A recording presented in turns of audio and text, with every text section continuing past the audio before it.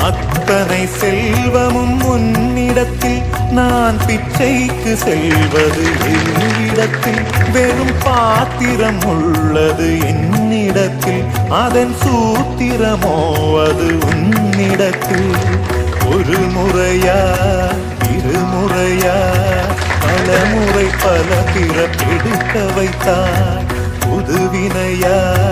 பழவினையா கணம் கணம் தினம் என்னை குடிக்க வைத்தார் பொருளுக்கு அலைந்திடும் பொருளற்ற வாழ்க்கையும் புறத்துதே